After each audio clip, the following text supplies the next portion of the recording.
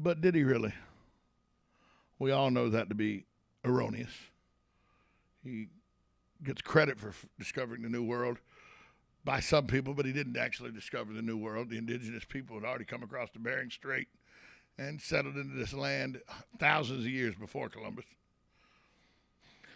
There's documentation that there was English explorers that had already been to Newfoundland numerous times. The Vikings, there's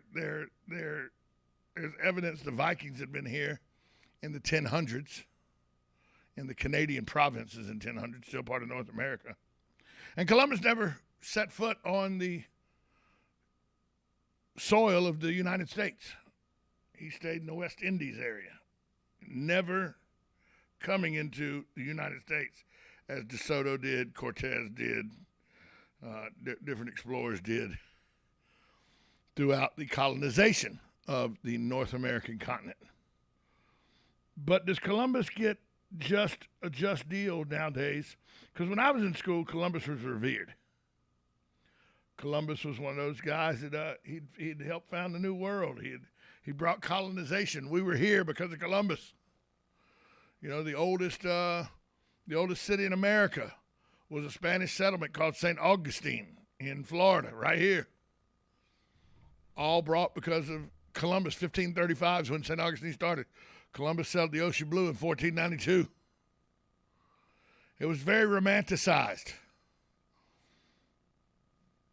But romance can also be ambiguous, can embellish, doesn't always have to be the truth. I'll give you a prime example.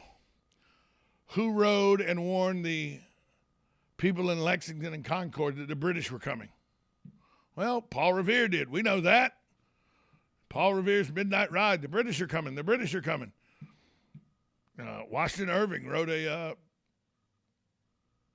very, very good poem about the Paul Revere's Midnight Ride.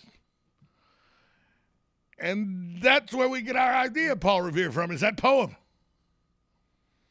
A lot of people read that poem in the 1860s, 1850s, 1860s, when it came out, and took it to be exactly what had happened.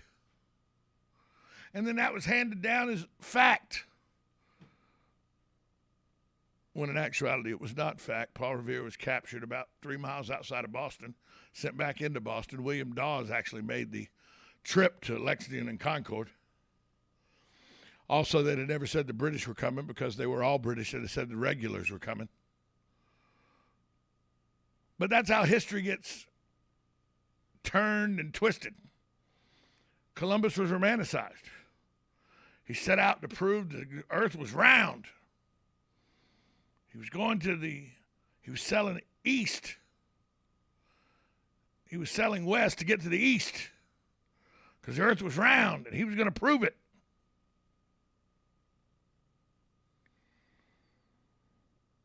But Columbus was not trying to prove the earth was round. I mean, the Greeks had done that centuries before. 6th century BC, Pythagoras summarized the world was round. 2 centuries later, Aristotle backed him up on it with astronomical observations. By 1492, when Columbus sailed the ocean blue, almost everybody in Europe knew that the world was not flat as a pancake.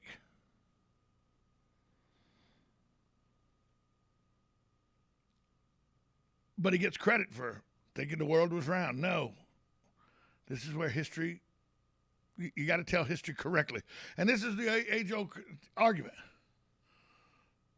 Well, if you tell history correctly, we wouldn't need critical race theory. You're entirely correct. If we told history correctly, we don't need critical race theory. We need just history. We already talked about how Columbus was not the first European to cross the Atlantic Ocean. That had been accomplished hundreds of years before. Leif Erikson, Norse Viking Leif Erikson, landed in present-day Newfoundland around 1000 AD. 5 centuries almost before Columbus set sail.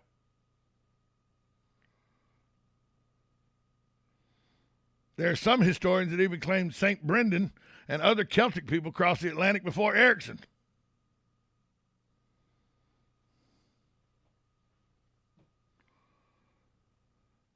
Also, Columbus was not, there wasn't a bunch of people quick to think Columbus was that smart. He worked for 10 years lobbying European monarchs all over to bankroll his quest to discover a western route to Asia. He went to Portugal, England, France. Experts told Columbus his calculations were wrong. The voyage would take much longer than he thought. Royal advisors in Spain raised similar concerns to Ferdinand and Isabella. And guess what? They were right. Columbus had dramatically underestimated the 25,000 miles of the circumference of the earth.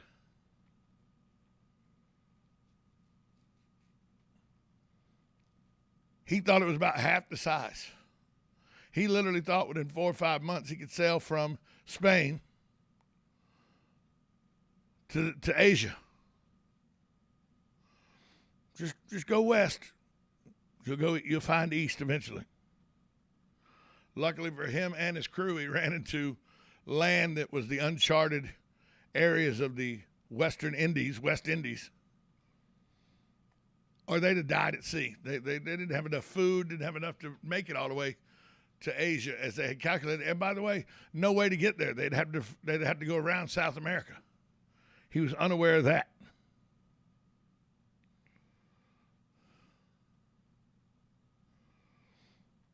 Also, we always were taught that Columbus's ships were the Nina, Pinta, and the Santa Maria.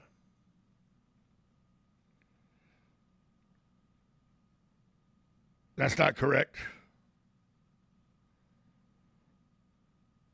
They were the nicknames given to the three ships by two of the ships by the crew, which was common during then.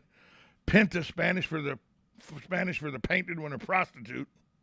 The Santa Clara was nicknamed the Nina in honor of its owner, Juan Nino. Although the Santa Maria is called by its official name, its nickname was La Galaga, after the province of Galicia, which was where it was built.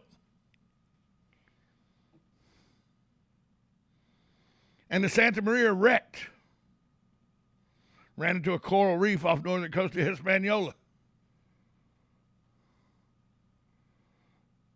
The boat sunk. They had to get the cargo. Columbus returned to Spain aboard the Nina. He had to leave nearly 40 crew members behind to start the first settlement in the Americas, La Navidad. When Columbus returned to the settlement in the fall of 1493, nobody was there found alive. Columbus made 4 voyages overall to the New World.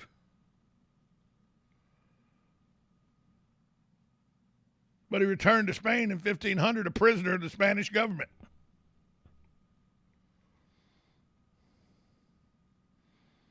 But here's where some of the things that get Columbus in trouble. You know, he was governor of Hispaniola. Native islanders, he wanted gold. That's what he wanted, gold. Native islanders who couldn't find enough gold got their hands cut off. Rebel Spanish colonists executed. Colonists complained to the monarchy about mismanagement. A royal commissioner dispatched to Hispaniola, arrested Columbus, brought him back to Spain in chains. He was stripped of his governorship, but for some reason, King Ferdinand granted the explorer a 4th voyage.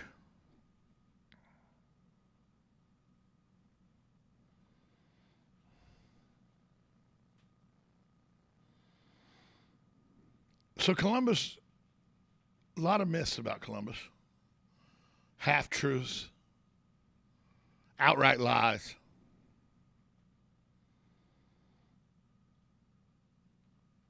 But a guy who 45 years ago was revered, his holiday meant something. Still does mean something to a lot of people. But Indigenous People Day is starting to replace Columbus Day because people want to revise history. But with Columbus, sometimes revising history gets you to the right history. Because sometimes romance isn't as romantic as you think it is. 622-9622 is the number to call if you want to be a part of the program. We're going to take a break. We'll be back at this time out, 1370 AM, 96.3 FM, WOCA, The Source.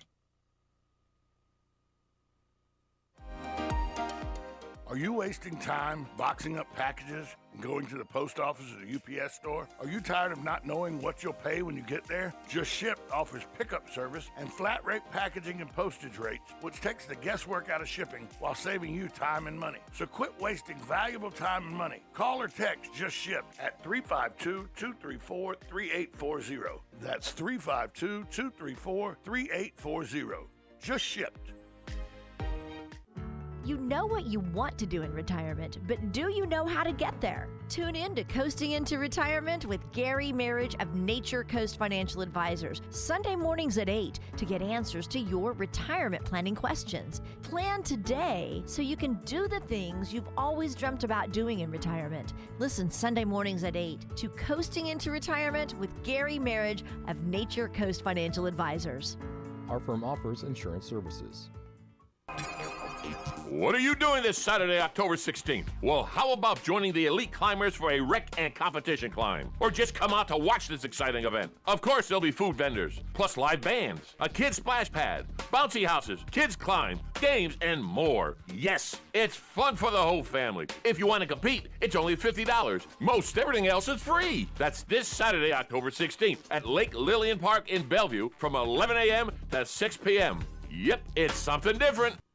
Get it for less at the DIY Home Center outlet. Get top quality real wood cabinets the same or less than the big box stores are selling the cheap stuff. And that's not all. Drywall screws big box stores are $6.47 a pound. At DIY only $4.99. Plus DIY has the largest selection of mobile home parts and accessories anywhere. From carpet to doors, get the DIY supplies you need for less. The DIY Home Center outlet. We are your building material closeout store. 2191 Northwest 10th Street, just 2 miles east of I-75.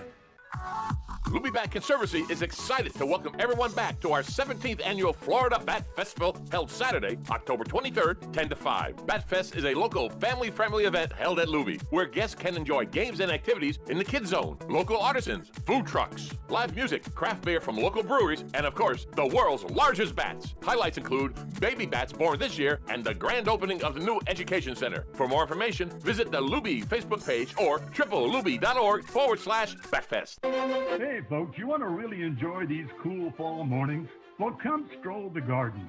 The 5.5-acre Bob Wine's Camellia Garden on Southeast 38th Street in Ocala. It's gorgeous this time of year, plus the sights and sounds and aroma are good for you. We promise. While you're there, check out the famous Bob Wine's heirloom camellias. They're starting to bloom now, and they're priced as low as $12.99. Been thinking about a citrus tree? Bob Wines is having a truckload citrus sale, starting at just $69.99. And just arrived, those very popular dwarf citrus trees. They're perfect for your patio or other small spaces. You've asked for herbs, and Bob Wines has them. A big selection, starting at just $1.99. And of course, all your favorite veggies in the 4-pack are still just $4.99.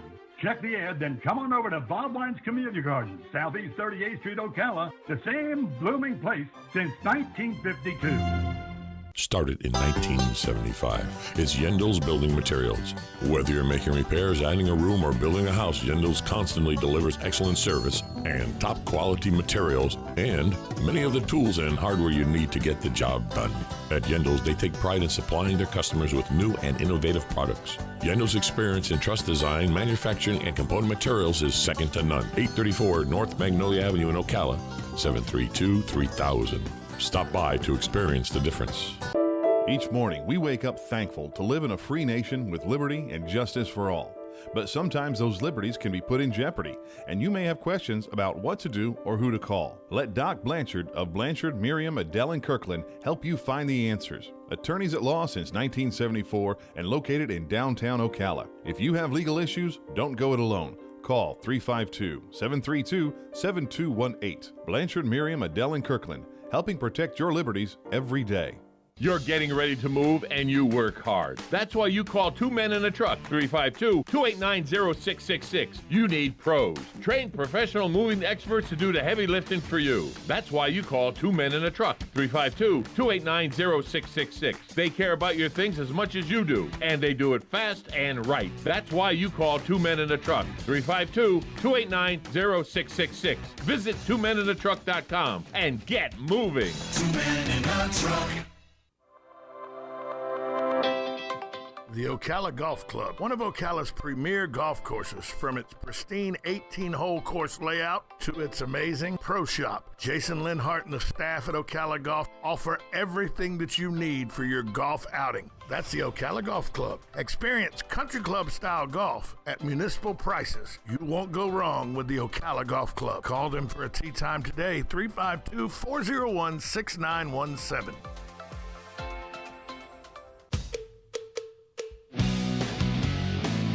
It's Monday. Not sure how you did it, but you actually survived an entire 2 days without hearing from Tom. Good job to you. And once again, good luck. Welcome back to Ocala Talks on a Monday. I am Tom Schmitz, your host, coming to you from the studios of WOCA Radio, just off the runway at the Ocala International Airport right here in the Brick City, beautiful Ocala, Florida. It is Columbus Day, or Indigenous People Day, whichever one you want to say, whichever one you want to celebrate. Columbus did have an effect on us by bringing Europe to the new continent. Yeah, Europeans had been here, but not, a couple fur traders, fur trappers. No colonization was thought of. The Norse people had not bragged a whole lot on what they had found in Newfoundland.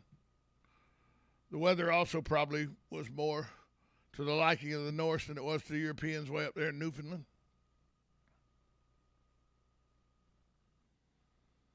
That's Columbus's legacy. He mainstreamed the new continents to Europe. He made it mainstream. He made it colonization. He brought back some gold, and everybody got rich thoughts in their mind. He romanticized the New World. Could have been thought that highly of, though. Amerigo Vespucci, man who also never set foot in the North American continent. We named the continents after him. America was named South America, North America, Central America, all because of Amerigo Vespucci.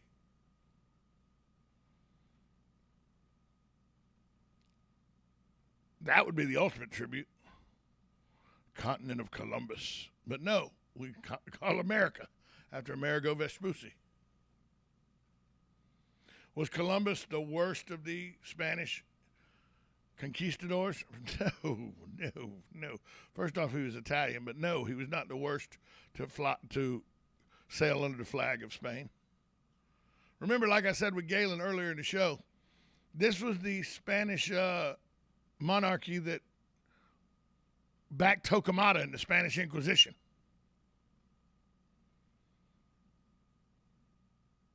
The forced by the Spanish, the forced religious change, where you had to become Christian, had to become Catholic, or you were dealt with harshly, torturously. These were not good people. But once again, I always tell people, you can't use the morals of today to police yesterday. And I think that's what we try to do sometimes when we try to tell you how bad Columbus was. Columbus was not a good dude, okay? I'll be the first to say that. But there was a lot of guys back then that weren't good dudes. Okay?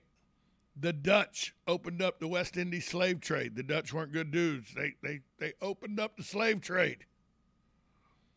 People want to talk about antebellum South and slave owners and plantation owners in the South. The Dutch were the sellers. The Dutch went to the coast of Africa, the west coast of Africa. The Dutch brought the slaves to the West Indies, where they were sold and then taken to the New World and sold again. The colonies of America and sold again.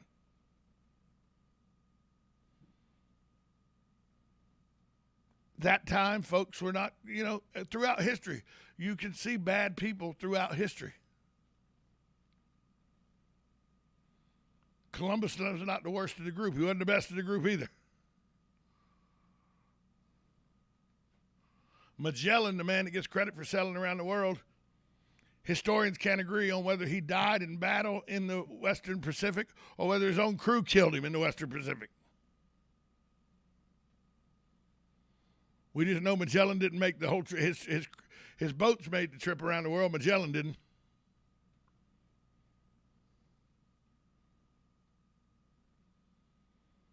You know, sometimes we romanticize people a little too much, but other times we give people too much of the other way, the bad way in history. Did Columbus bring smallpox and flu to the indigenous people of West Indies? Yes, because those were European diseases that had never been brought over to the New World. So yes, he brought those. Did he savagely kill the first group that he ran into on the island of Cuba? Yes, that's documented.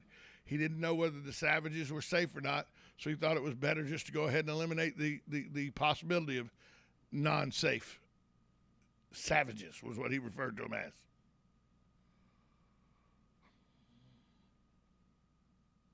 That's how things were done back then. You can't use the morals of today to police yesterday.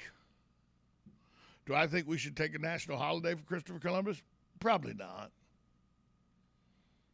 He wasn't that big a deal when it comes to the colonization of the United States, or the creation of the United States, or the founding of this continent.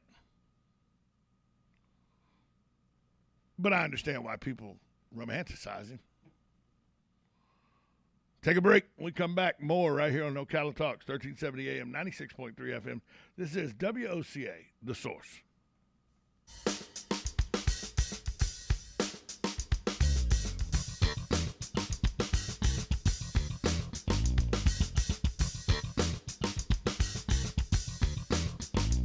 Broadcasting from the Ocala International Airport, this is WOCA AM, W242CA FM, Ocala, 1370 AM, 96.3